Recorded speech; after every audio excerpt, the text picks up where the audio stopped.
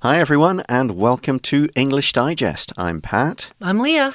And we've got a very kind of hard-hitting, interesting article here, and it's going to cover how the US Supreme Court and something it did last year kind of changed the way that students are getting into college in the US and sort of changed the approach that people might have to take going forward. And that's also... It does parallel something that has happened and is happening here in Taiwan as well. So a lot of issues for us to get our teeth into, as well as figuring out some of the English in it. And the great thing about this is that here we're talking about kind of the meat and potatoes of what the changes are. And we're not going too much into the political opinions behind it, because we could very easily get into a heated debate about whether you're for it or against it. But here we're just kind of taking a look at the whole thing, and we're trying to keep the emotion out of it, so you keep some of the frustration or happiness, depending on your position on it, out of it. And you just kind of look at the whole thing and what it is. Yeah, and it will hopefully help understand some of the issues. Right. And of course, if you ever, since it does impact getting into college in the US, that's what college admissions means, this may play a part for you someday if you're going to try to apply in the US. But let's read through day one and try and find out more about this story. In Taiwan, it's well known that indigenous students can qualify for additional points in college entrance exams, provided they meet specific requirements. This practice parallels a U.S. policy known as affirmative action. However, the discourse surrounding this policy took a decisive turn when the U.S. Supreme Court ruled against considering race in university admissions. Recently, the validity of this policy underwent intense scrutiny through cases involving two renowned universities, Harvard University and the University of North Carolina. Both institutions were accused of racial biases in their admissions processes by the nonprofit organization Students for Fair Admissions for allegedly favoring African Americans and Hispanic and Latino Americans. With vote counts of 6-3 and 6-2 respectively in the two cases, the majority of justices echoed the organization's arguments, believing that such race-focused policies were unconstitutional. Arguing from a conservative viewpoint, these justices contended that these policies, despite the noble intentions behind them, might unintentionally further racial stereotypes. They urged that individuals be assessed based on their unique experiences, capabilities, and the challenges they've overcome, rather than their races. However, several liberal justices expressed their dissent, concerned that the ruling will undermine the substantial progress in tackling racial disparities in education. The initial philosophy behind affirmative action was to enhance diversity within academic settings. It took root in the turbulent 1960s, a decade marked by significant civil rights movements, anti-war protests, and cultural shifts. These justices argued that the recent ruling failed to acknowledge the deep and persistent role of race in American society, deeming the decision a major setback in the ongoing quest for racial justice. Consequently, the implications of this decision on educational diversity emerged as a pressing concern. So starting in day one, we want to go back and look at the title, How the U.S. Supreme Court's Ruling Impacts College Admissions and Diversity. A ruling is a decision. In the Supreme Court in the U.S., there's 9 sitting justices, the Supreme Court justices, and unlike many political positions in America, the position of Supreme Court justice is for life. So you can literally die in office or you can retire at some point if you need to. But once you are made a Supreme Court justice, you can do the job for as long as you stay alive. So if you're 40 when you start and you die at 90, you will be a Supreme Court justice for 50 years. Yeah, which gives you a lot of say into, because it's not creating policies, but it is making decisions that affect how policies are put into practice and what rules are followed by states or the whole U.S. So right, and the Supreme Court decides if it wants to look at a case and make a bigger decision on it on a federal level as opposed to a state level. Because in the United States, you have the federal level, which is the entire United States as a whole, and then you have a state level, which I don't think the Supreme Court can act on quite so much, and the states decide how they want to handle their day-to-day, but they're also a part of the federal government, which is all the 50 states, and that's a lot of detail. Yeah, and we could go into more on that, but let's get into the article. We've got, in Taiwan, it's well known that indigenous students can qualify for additional points in college entrance exams provided they meet specific requirements. Now, we'll talk a bit more about Taiwan's situation tomorrow, but the idea here is that if you are from an indigenous group in Taiwan, then you can get a higher score on your college entrance exam score. It gets made higher if you meet certain requirements. It's language requirements. That's what provided means. Provided that, in the circumstances that. So you won't get the points if you don't meet these requirements, but if you do, then you get extra points. And this practice parallels a U.S. policy known as affirmative action. So if something parallels something, it's like it runs beside it in an equal sort of way. You think about the roads in a lot of cities in Taiwan, and they run parallel to one another, as opposed to some that are perpendicular, but some are parallel. A lot of times in cities, you'll have this kind of square grid system, isn't it? Grid in the middle of the city, and some of the roads are parallel to each other. And this parallels a U.S. policy known as affirmative action.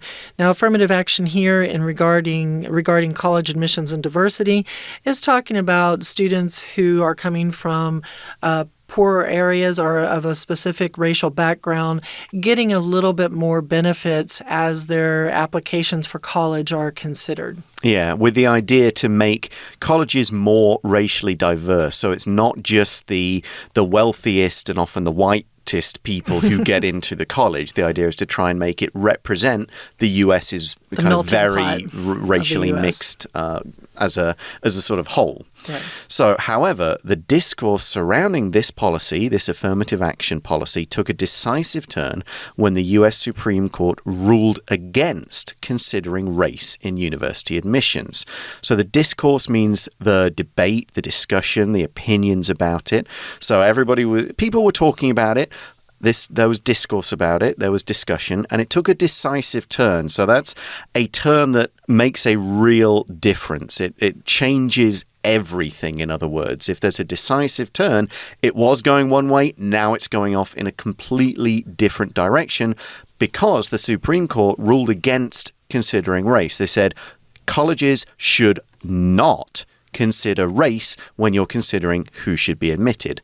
So previously you would in order to make it more diverse. For a number of years it's been the situation. And the court is saying, no, don't do that anymore. Just focus on how good is the student. Or you're not allowed to do that anymore. Recently, the validity of this policy underwent intense scrutiny through cases involving two renowned universities, Harvard University and the University of North Carolina.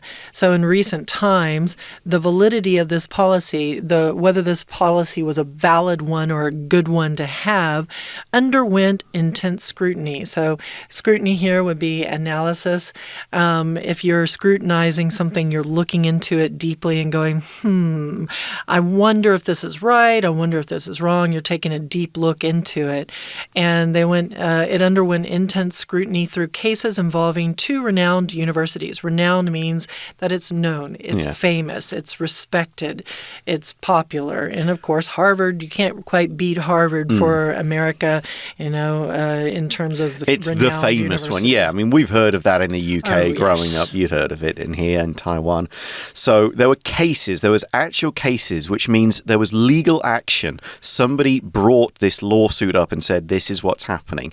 So it wasn't something people had done. These cases, and this is the case, both institutions, schools, universities, were accused of racial biases, or you could say biases, in their admissions processes by the non-profit organization Students for Fair Admissions.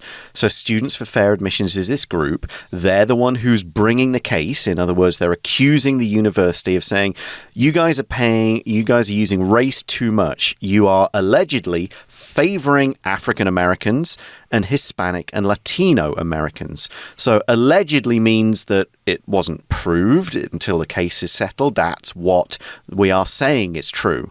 We're claiming is true. We're bringing some evidence, but nobody's agreed that, yes, they definitely did that. That's why we use allegedly.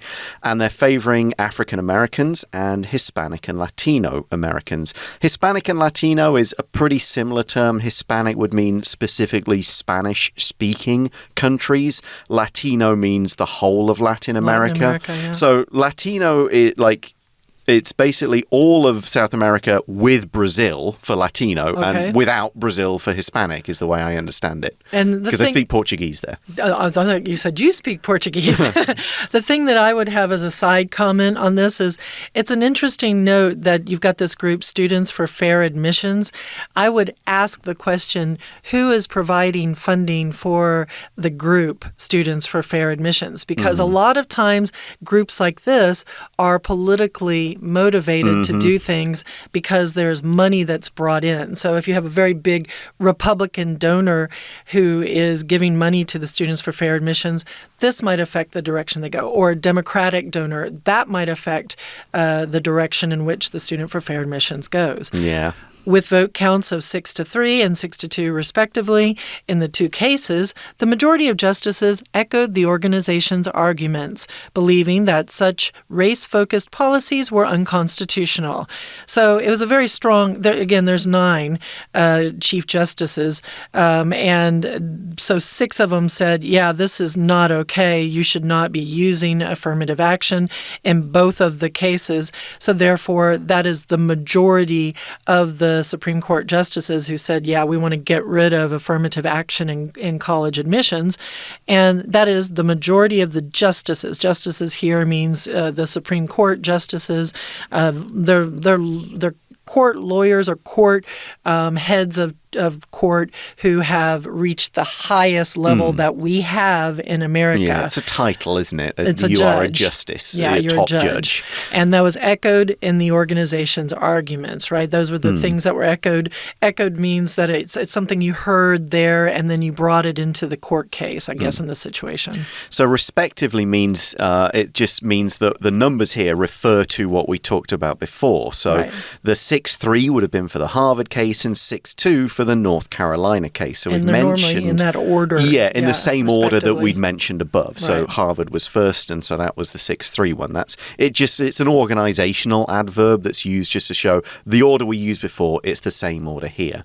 And it said these focusing on race when deciding who gets to go to these universities is unconstitutional, meaning it goes against the Constitution of the United States. The U.S. Constitution. Yeah, which is the document that kind of sets out the rules for not just government, but how, a lot of it is very procedural, but a lot of it's also kind of rules that apply. Subject to interpretation. So that means that one group of people might read it one way, another group of people might read it another way. So right now we have a more conservative Supreme Court. So they're reading it with a more conservative viewpoint, and their viewpoint would be to look at the Constitution and say, well, people are supposed to be treated equal, and these race accommodations are not allowing for that equal treatment. Right. So they were arguing from a conservative viewpoint. In other words, they are conservative in their beliefs. They are kind of very traditional. They want to keep things the way that they have been and not change. That's one way to take things that have moved too far along and change them back to the old ways. Yeah. So that's their viewpoint. That's their perspective politically. These justices contended or argued that these policies, despite the noble intentions behind them, might unintentionally further racial stereotypes. Ooh, that's deep. Yeah, so they're saying that, okay, the reason why we created affirmative action was it was a good intention. The idea was to make things more equal, that more black students, more Hispanic students get to go to university. Minority students in general. Yeah, even if they are not as wealthy, if they didn't go to the best schools as some of their white contemporaries, because they can still go. Initially, when this was put into action, a lot of these students didn't have the accessible schooling, or schooling that would have given them the education that would have made it easy for them to get into somewhere like Harvard or University of North Carolina. So a gifted student who just didn't go to the right school or didn't have the right kind of wealthy family couldn't go to Harvard because they didn't have that. So the idea was to try and level things out and give everybody a chance. And that's a noble intention. But the concern of these judges, their argument is that doing this in this way actually furthers racial stereotypes, the idea that certain things about a group of people, in this case a race, are true. And they urged that individuals be assessed based on their unique experiences, capabilities, and the challenges they've overcome rather than their races. So they've pushed for individual people to be assessed or to be judged here in terms of being selected or not selected for university admissions based on not their race, but on their unique experiences, their capabilities, and the challenges they've overcome. And that would be like, I went to Zimbabwe for a year and I helped people there. That would be a unique experience. A capability might be I can play piano. I've played piano for 12 years and I have a high capability at the piano, and challenges they've overcome. There are so many that we can mention. Yeah, it's all unique to each individual person. So we'll come back and look at the kind of opposite point of view in a moment. Right now, we're going to hand over to our Chinese teacher. Hello everyone, 我是派老师。今天讲解的是寒假合刊 Unit16, How the U.S. Supreme Court's ruling impacts college admissions and diversity. 第一天的课程，这个单元介绍的是与美国大学入学高度相关的平权法案。在美国，有人质疑现在的大学招生决定对少数族裔比较有利，甚至于是违宪的。美国最高法院大法官甚至裁定大学招生不应该考虑种族因素。好，我们一起来看学习重点吧。请同学看到第一段的第一个句子。老师要请同学特别注意的是 indigenous students 这个部分请画起来，这里所指的就是原住民学生 indigenous students。 再来我们看到后面呢讲到说原住民学生可以加分，什么时候情况之下呢？在大学入学考试的时候可以加分， qualify for additional points in college entrance exams。 那这边所讲到的加分就是additional points， 那并不是毫无任何的条件就能够加分的，所以后面讲到 provided， 这也就是在这样的条件之下，什么样的条件呢？ They meet specific requirements， 他们必须要符合相关特定的要求。再来，请同学看到第二个句子。This practice parallels a U.S. policy known as affirmative action。 请同学把这个 parallels 画起来，这里呢是当作动词来用，就是类似于美国的一项政策，就是 affirmative action， 我们通常呢就会把它称为平权法案。好，再来请同学呢看到第三个句子。第三个句子的主要动词这个部分took a decisive turn。 好，这边我们就知道说其实就是有很多人在讨论所谓的平权法案，那后来这些讨论呢有一些转变了，话题的风向变了， took a decisive turn， 请同学画起来。那再来我们看到第二段的第一个句子，那这项政策呢它到底有没有效，这个部分受到很多人的检验。 It underwent intense scrutiny。 Intense 其实呢就是在指程度的，接受到相当高程度的检验。 Underwent 是过去式，原型是 undergo， 所以受到了很高程度的检验。好，那到底是什么样子的情况啊？原来有2所大学，就是分别是哈佛大学以及北卡罗来纳大学。这2所学校呢，都受到了一般学生或者社会大众的指控。They were accused of racial biases， 指控他们什么？在 of 后面呢，加上受到指控的部分 racial biases， 就是在种族这方面呢，他们是有所偏好。再来，我们看到第3段第一个句子，请同学特别注意到的是主要动词的部分 the majority of justices。 那我们知道说，这个美国的最高法院它有大法官，他们会针对呢，就是有违宪疑虑的这些判决呢，做出他们的判断。那我们就看到他们是用表决的，所以我们才会说多数的大法官 the majority of justices。 这些多数的法官做了什么样的决定呢？他们赞同这个非营利组织的主张，认为呢这个平权法案是有违宪之余的。再来，我们看到第2个句子的部分，主要动词 contended that， 请同学特别注意的 contend 当作动词有竞争的意思，但后面如果加上一个 that 子句，这里的 contend 其实是主张的意思。此外，再请同学看到这个句子最后面 might unintentionally further racial stereotypes， 这里的 further 它其实是一个动词，是加深或者让什么情况更严重，这里指的当然就是种族刻板印象会更加的严重。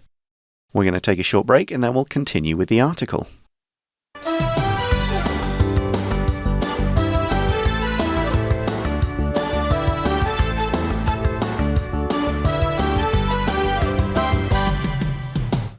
Welcome back, everyone. So the previous paragraph gave the conservative argument for why they want to, or why they declared that affirmative action was not in line with the Constitution. Now we've got the other argument. It says, however, several liberal justices, which is they're more open, they want things to be more equal, they want things to move forward and progress and change with the times. They express their dissent, so their disagreement, that means. Disapproval. Yeah, concerned that the ruling will undermine the substantial progress in tackling racial disparities in education. A disparity is like things being unequal. Parity is when things are equal. Everybody gets the same chance. Disparity means some people get a big chance and some people don't. And unfortunately, in bits of the US, there are racial disparities. Some groups of people, some races seem to get a better chance, more opportunities than others. And that was what affirmative action was supposed to stop. So ending affirmative action, is that just going to mean that all the hard work we did to get things more equal is just now going to go away? Which would be the substantial progress that you mentioned here. You think of a government, of a country, of a life as progressing through to different stages, and you learn from what has happened before, and you try to develop and improve upon what didn't work before or didn't work as well as what you can do now. And that's the goal, ideally, of a government. But when you have a more conservative-led government, a lot of times what's going to happen is they'll say, well, we like what happened before, which means they might want to kind of go back to the way things were 50 or 70 years ago, which was well and good, but that's not where we are today in a society. We have a society that has a lot of different races in one individual country, depending on which country it is, and we need to let all those different races and all those different minorities have a chance to have their say. So we are losing probably some substantial progress by taking away this affirmative action. And it's a very heated topic that is being discussed. So let's look a bit at the history of affirmative action. We see the initial philosophy behind affirmative action was to enhance or improve diversity. You can say diversity, you can kind of lengthen the I or not, within academic settings. In other words, to give everybody, no matter what their race, an equal chance and to make sure we get lots of different viewpoints in colleges, different people learning, different people teaching as well. And it took root in the turbulent 1960s, a decade marked by significant civil rights movements, anti-war protests, and cultural shifts. So it took root. It started and went and became really solid in society. It became, real, and like a tree takes root. Until it takes root, it could be blown over by the breeze, or if you get a typhoon through, it could easily fall over. But once those roots develop, that tree becomes stronger and stronger. So this affirmative action idea, took root. It started and developed in a turbulent time. So turbulent means rough, not smooth. You think of a turbulent drive into certain areas when you're out in your car, and it's not comfortable. You'll probably get car sick as you're driving, and because the roads are so bumpy. That's the way the 1960s were. They were turbulent. They weren't smooth years. So these justices, meaning the liberal justices, argued that the recent ruling failed to acknowledge the deep and persistent role of race in American society, deeming the decision a major setback in the ongoing quest for racial justice. So, race does play a deep role in American society and a long-lasting, persistent role, like since the country formed, all throughout the stages of the Civil War and what followed the American Civil War. All, 100 years later, we've gone from the 1860s with the Civil War to end slavery, partly, into the 1960s, and people still fighting for racial equality, for fair treatment. So it's still going on today. The Black Lives Matter movement in the US of the last few years, it has improved in some respects, but there's still a lot more to do. So it's not going away. Right, so it's persistent, it's staying. And these justices, these liberal justices, have deemed that the decision is a major setback. So they have said, they have decided, they have placed an opinion or decision out there that says this is a major setback. This takes things and it breaks what was already there. It takes it backwards instead of forwards. A setback is something that can be in your day-to-day life. You can have an emotional setback. If you have some emotional problems, you might be doing really well with your emotional problems, but you can have an emotional setback, and that means you have a day where you're just not coping very well. Or you can have financial setbacks, like you might be doing really well, you've bought a house, you're in the process of paying for it, but all of a sudden you lose your job and you can't pay for your house anymore, you can't pay for your car anymore. Those are setbacks. So the article finishes, or the first part of the article finishes, consequently, the implications of this decision on educational diversity emerged as a pressing concern. So, the implications are talking about what this decision means for students, what it means for schools, what it's going to mean in 10 years or 20 years' time. Are colleges going to be as diverse as they were before? Are we going to get enough different viewpoints in schools and colleges? It's a pressing concern. Something that's pressing, it's immediate. It's got to be dealt with. Yeah, you can't just kind of wait and say, we'll deal with this later. This isn't important right now. There are other things that are more important. No, if it's pressing, it's almost like putting pressure on you to be dealt with. You can't just hope it'll go away. You've got to take action about it. You can have a pressing health condition, and that's something you have to get to a doctor and get it taken care of. Or a pressing matter to attend is something that I would expect to read in a British novel. A pressing matter to attend. It means you have something you have to go and do right now. Yeah. So that brings us to the end of the first day of the article. We're going to talk a little bit more about a few things, a few issues in the US and also in Taiwan in part 2. Right now, though, we're going to hand back over to our Chinese teacher, and then we'll come back in a moment or two to wrap today up. 好，那我们看到第4段的部分，请同学呢特别注意到的就是在第一句这里。我们看到说有一些大法官他们是属于自由派的 liberal justices， 那他们所关切的所担心的是什么呢？就这样子的裁决 The ruling will undermine the substantial progress。 好， undermine 这个字呢其实就是破坏 substantial 其实是指程度上非常大的，所以我们可以说是重大的进展。因为过去这个平权法案呢，是希望能够让不同种族的人受教育的机会是均等的，这部分其实是有进步的。那自由派的法官认为，现在假设呢做出新的判决的话，那到时候会破坏已经有的进展 ，It will undermine the substantial progress。好，再来，请同学呢看到第5个句子。第5个句子 ，consequently。The implications of this decision， 请同学把这个 implications 画起来，非常的重要。这 implication 指的就是后果，可能的后果。好，那大法官做出裁决之后，当然会影响未来大学的招生录取的标准。好，以上就是我们针对第1天课程所做的中文讲解，谢谢大家。Okay, so that's some pretty deep issues we've covered today. Stuff that involves history, politics, all kinds of stuff, really. It's a lot for you to think about. And we're really not trying to tell you what you should think.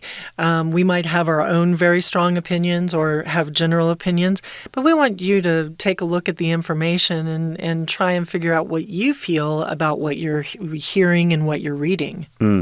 So join us again tomorrow. We'll look at a few other issues that this first issue, the US court's decision, kind of throws a bit more light on and things like that. But right now, it's time to say goodbye. See you tomorrow.